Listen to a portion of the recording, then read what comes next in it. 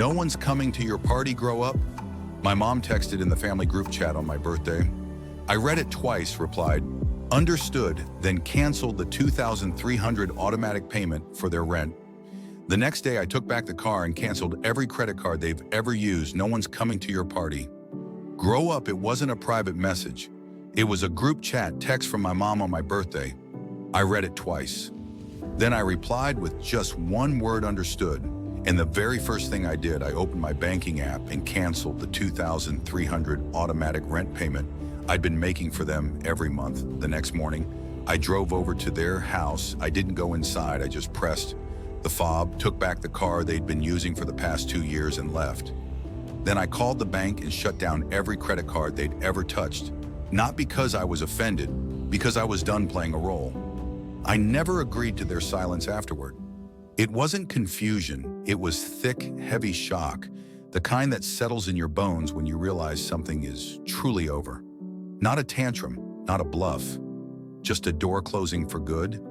They thought I wouldn't go through with it, that I'd be dramatic for a moment, maybe sulk a bit and then move on like always. But this time was different because this wasn't the first hit. It was the final period in a long, humiliating sentence where I was never a son, just a resource, a human ATM with a face they could conveniently ignore. I'm 28. I live in a small apartment on the southwest side of Denver. I work IT support for a healthcare software company. It's not glamorous, but it's steady, and I really believed we'd finally made peace. That the worst years were behind us, that maybe I had done enough to earn a place in the room. But they didn't want proof. They wanted silence and gratitude for letting me be near something they still dared to call family. The real shock wasn't the message, it was how many people ignored it. My aunt reacted with a heart emoji. My sister commented with a cake. My father forwarded a meme of a clown with the caption, "Guess who's turning 12 again?" Not one person asked how I was, not one said happy birthday. I sat there in the dark with my phone in my hand, and the funniest part, I wasn't even hurt. I was just stunned by how long I had let it go on. I've been paying their rent since I was 24. Not because I'm rich, not because they asked kindly, but because they made it sound like I had to. It's just temporary. You're the only one who's stable right now. We gave you everything, now it's your turn. That temporary lasted 4 years every month. Like clockwork, rent, groceries, gas, Wi-Fi repairs. I paid for all of it, even their cat's vet bill. Not because I wanted to spoil them, but because if I didn't, I'd get guilt into it later anyway. And then came the messages, the passive-aggressive reminders in the group chat, power's about to get shut off again. Mom's back hurts, not sure how we're supposed to move without help. Emma's car broke down and she really needs to get to work. Can you spot her, that last one? Emma's car, I paid for it. She still drives it, still posts selfies in it, caption one of them. Thankful for people who truly support me. Blackheart didn't even tag me. Emma, by the way, is my little sister. She's 25, unemployed, but somehow always on vacation. My parents say she's just finding her way. She's been finding her way through my bank account for years. Once I asked Dad why Emma never contributed anything to the household. He said, she's not like you. She's not built for pressure. You are that one stuck because I was built for pressure. They made sure of it, but even pressure cracks last Thanksgiving. I drove 5 hours to surprise them. I brought wine, groceries, a pie. I knocked expecting, I don't know, maybe a smile. Mom opened the door and blinked. "Oh, you came," then yelled over her shoulder, "Emma, tell Josh to hide the gifts, your brother's here." I asked, "Who's Josh?" She laughed, "Emma's boyfriend. They've been staying here for a bit. Josh had my old room. I slept on the couch that night at dinner." Dad made a toast. He raised his glass and said, "Let's hear it for the man who pays the bills but can't hold down a girlfriend." Everyone laughed, even Emma, especially Emma.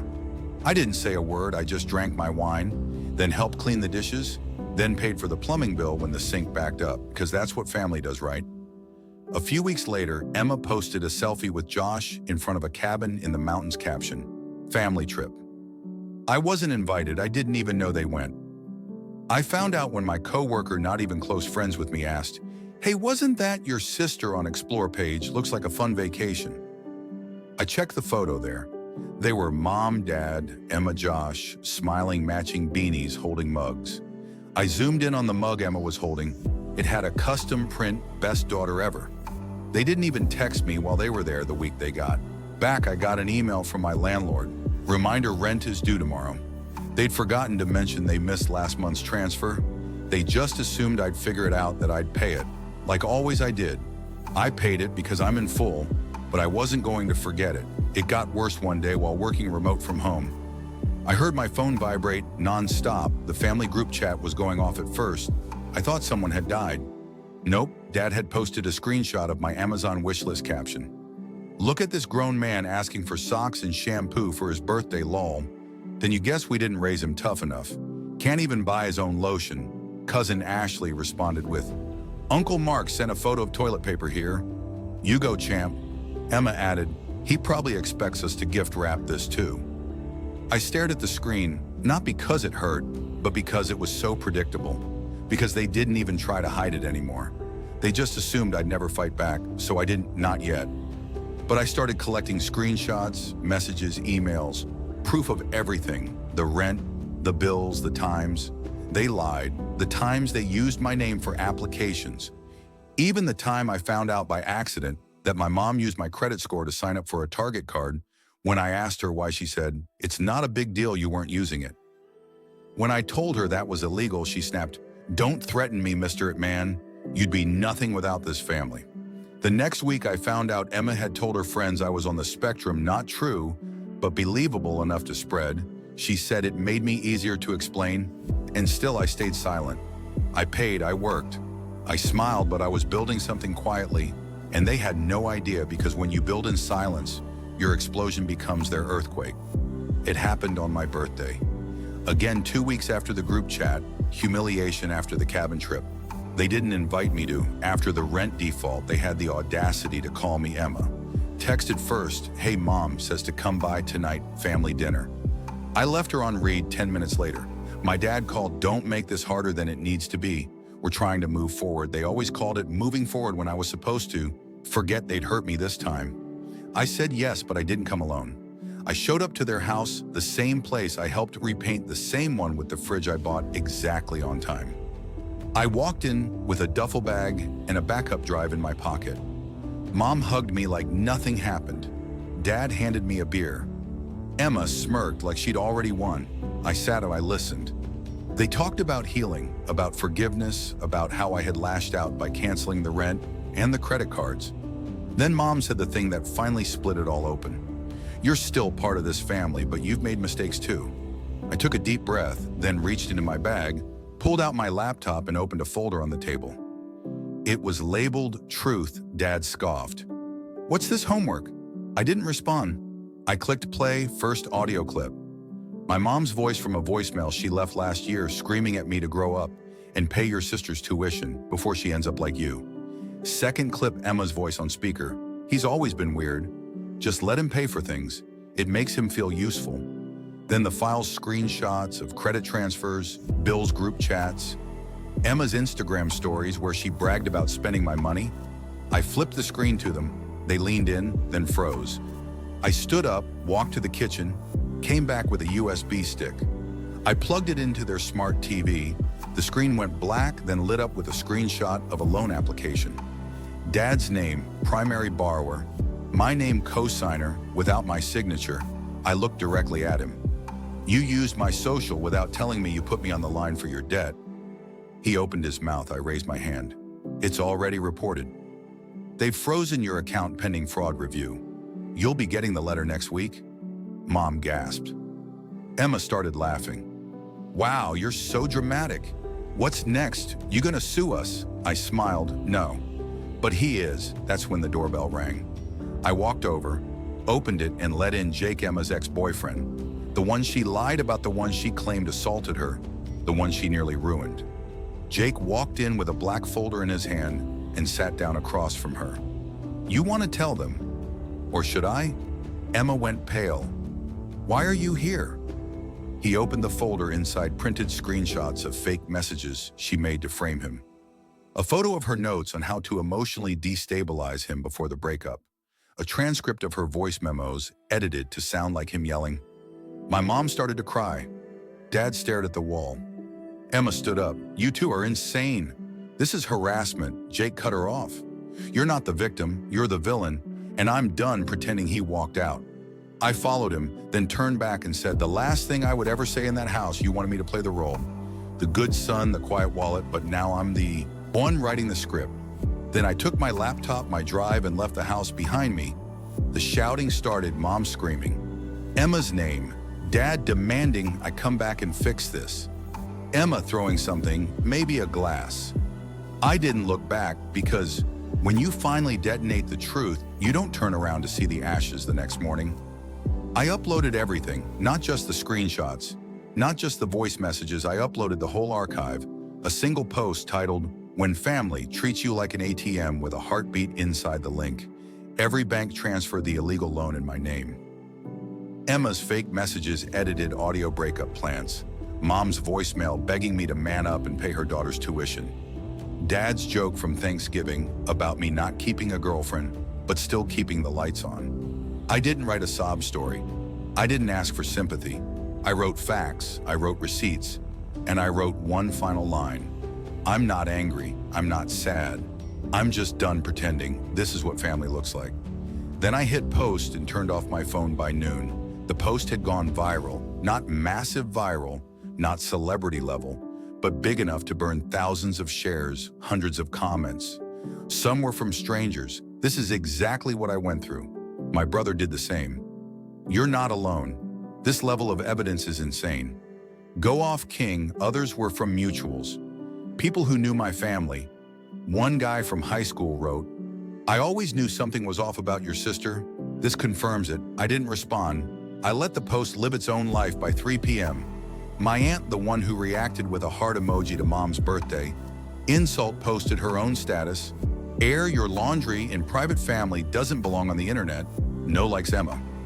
She posted a black square on Instagram with the caption, Betrayal hits hardest from the people you once fed. I nearly laughed. Then Dad went live on Facebook. Yes, live.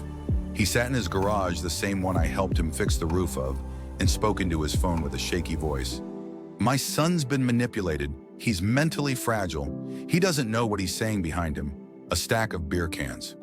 He went on to say he forgave me, that families make mistakes, that he hoped we could heal. In the comments, his old golf buddy replied, Didn't you say you forged your signature once Dad liked it? And that was his biggest mistake, because I had video proof of the opposite. A recording from 3 years ago, Dad sitting on the couch with a beer in hand telling Emma, It's fine, I used his social, he won't notice. And even if he does, he owes us. He wouldn't be alive without us. I posted it as a reply, no. Caption, just the date. And then I logged off again behind the scenes. I wasn't just watching them squirm. I launched a YouTube channel the same week. Just one video, at first a straight-to-camera piece titled, When Helping Becomes Enabling. No names, no accusations, just my voice, calm, but cutting. You can love people and still walk away. You can help people and still be used. And when they finally show you what they really think of, you believe them. It got 400,000 views in 3 days. I got invited to speak on a podcast for adult children of narcissistic families. I said yes, then a second podcast messaged me, then a third, then a publisher. I wasn't chasing clout. I wasn't trying to become a brand. But the truth, people were starving to hear someone say out loud what they were afraid to even whisper. My mother tried one last time. She sent me a photo, a letter from the mortgage company. The rent had defaulted. The house was under review. Her message read, I hope you're proud of yourself. They might take her home. I didn't answer. Instead, I replied with a screenshot of her name attached to every dollar I'd sent them over the last 3 years, over $84,000. Caption, You took it, not me. She left me on. Read 3 hours later, I got a text from an unknown number. It was Emma, just one line. I hope you never have kids. You'd be a terrible father. I smiled, not because it was funny, but because it was pathetic. They were trying everything, rage, guilt, threats, anything but accountability, and none of it worked, the best part.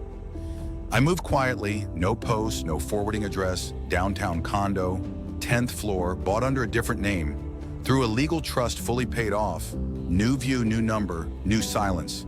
They tried calling, they tried finding me through relatives, didn't work because I was done. Not just with their games, but with the whole idea of owing them anything. Not my money, not my time, not even a reply. A month later, I changed my number.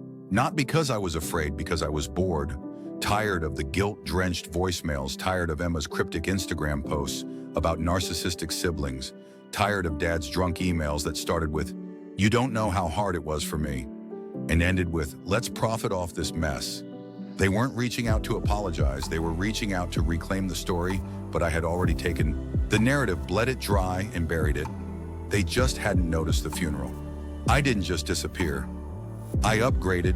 I moved into a condo on the 10th floor, modern, clean, cold in all the ways I wanted it to be, the kind of place with tall ceilings and quiet neighbors who don't ask questions. No family portraits, no group photos on the fridge, no spare key under the map for just in case I didn't tell anyone where I lived, not even my closest friends, because this part of my life, the peace, the silence, the wholeness, wasn't something I wanted to share. It was something I earned, I furnished slowly, one chair, one table, one piece at a time. No debt, no rush, no permission needed.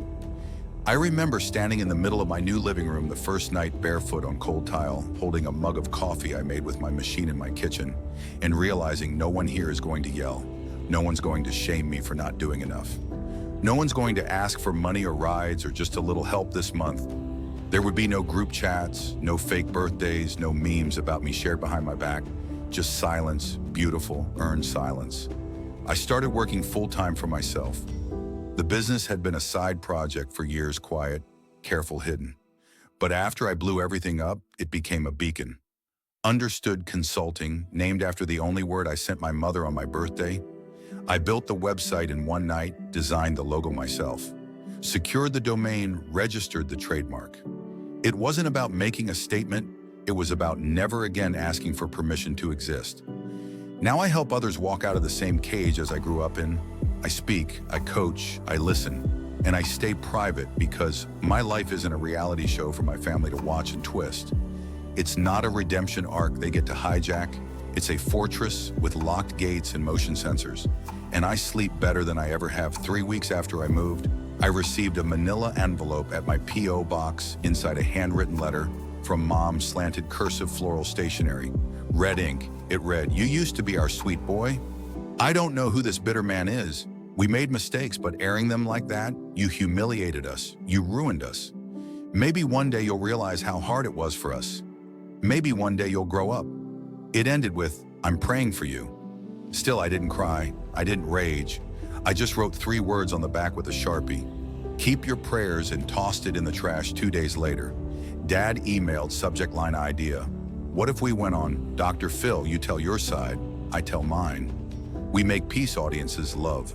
Father-son reconciliations. Think about the reach could help both your business and mine." Attached a childhood photo of me, 5 years old, crying at a Chuck E. Cheese, while Dad smiled at the camera, holding up a beer. I stared at it for 10 minutes, then I saved it, not as a keepsake, as a reminder. They don't want peace, they want a platform. I released a new video on my channel that night. Simple, no background music, just me. They keep asking if I'm going to make peace, if I'll come back, if I'll forgive. But peace doesn't mean forgetting. It doesn't mean pretending your abuser had a hard childhood. It doesn't mean sitting at the same table that once fed you shame. Peace means absence of chaos, of noise, of their names. I'm not your son anymore, I'm the consequence. It got 2 million views in a week. One day I was walking out of the office and saw a couple staring at the logo on the door. I paused and the woman looked at me and asked, "Are you him from the story?" I nodded slowly. She just said, "Thank you." I didn't think people like you existed that moment. That tiny moment meant more than all the birthdays I ever begged them to remember, because I no longer needed them to clap. The world was full of people who'd been lied to by people who loved them, and now I was proof they could survive it. I haven't spoken to my family in over a year now. I don't plan to. They still post, still hint, still rewrite. I let them because you don't argue with ghosts. You just stop haunting yourself with their stories. And sometimes late at night, I walk past the mirror in my hallway and catch a glimpse of myself, older still, but not bitter, just unchained, because I didn't escape a toxic family. I outgrew it, and there's no coming back from that. Ever the shop plaque still hangs in my office, steel plate brush finish for perfect screws. We don't rebuild what broke you, we build what frees you underneath it. Now a second smaller sign I had custom made last week. Guess who's not turning 12 again? And every time I see it, I smile. Because this year the party's mine,